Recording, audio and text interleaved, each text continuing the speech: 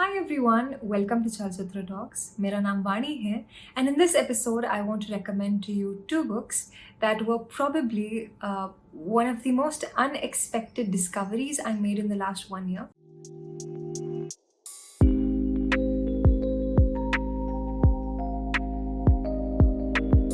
Both of them are written by elderly women, so when you sit down and read them, it feels like your own grandmother is telling you her life's story.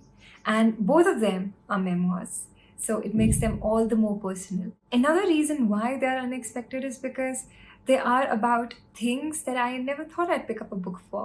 The first book is Stiffen, and it's by Rukmini Srinivas. I bought it when I was trying to learn how to cook.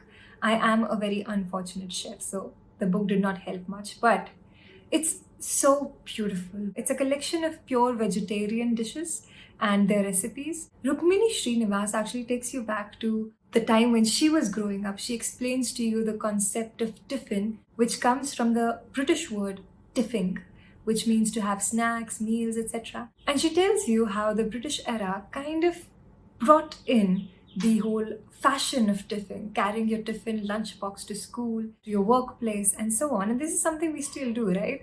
And the beauty of this book is not only in its recipes, but it's also about the way Rukmini tells you how she discovered them. She takes you to the school days when she was growing up and her mother would pack her tiffin, and she explains to you the dishes she would pack for them. She takes you to the college canteen that she had, and she also takes you to the time when she started cooking for her daughters.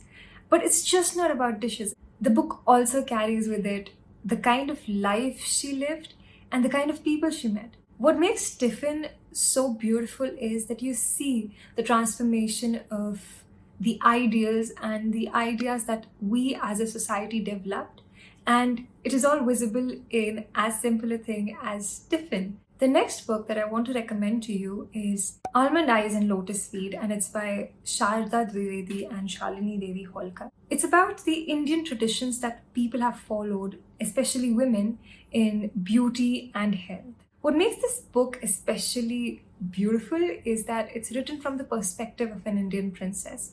It's sort of a fictional memoir. It talks about the traditions that women followed in the palaces, in their normal lives, about getting ready, getting dressed, shopping, etc., etc. I have a love and hate relationship with this book. While this book makes you feel empowered in a way to be a woman, because both these women who've written the book are beautiful and exceptionally talented. They've dedicated the book to their daughters with a lot of love. But there are places where it talks about rituals that might pertain to other castes, other cultures that they don't agree with. And they talk about it in a very respectful way, but sometimes it just is problematic because it's not accurate.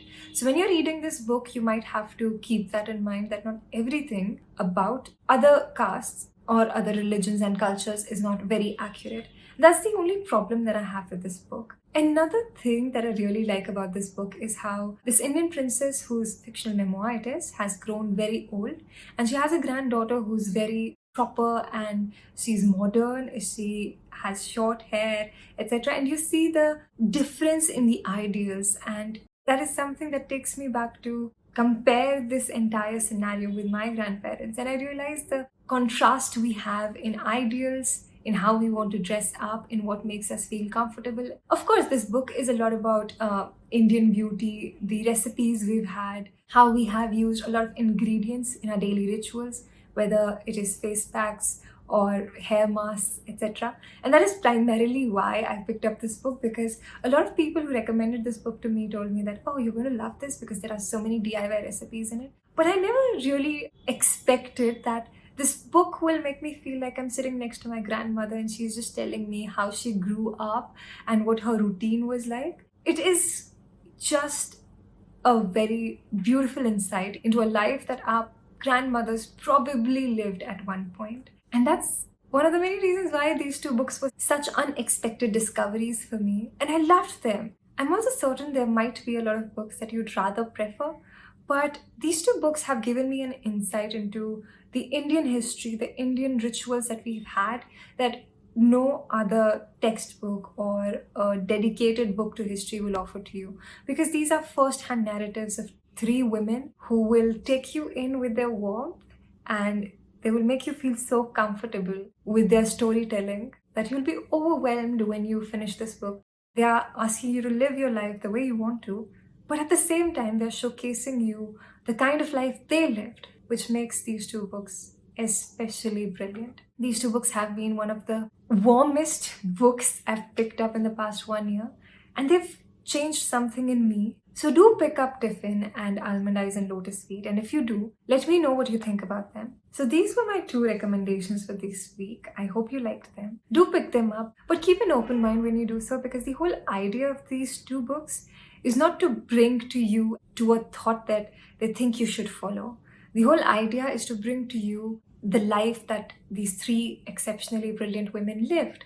And while they're at it, they want to teach you how to cook, how to take care of yourself, how to take care of your mind and your body and your health. So do check them out, and if you like them, please let me know. I'll be so happy to hear your thoughts. And before I go, I want to remind you that if you like our work, if you like what we do become our patron, or you can also join our YouTube community. We've carefully divided our patrons into 3 different categories: Goodfellas, Gladiators, and Godfathers. Godfathers are at the top, and they get a lot of perks. They get to be a part of the town hall sessions that we host each month. They also get access to our streams, our quizzes, and they also are a part of our exclusive WhatsApp groups that are dedicated to books, movies, music. So do join us if you like our work, if you like our recommendations, and I will be back again with another recommendation for you in the next episode.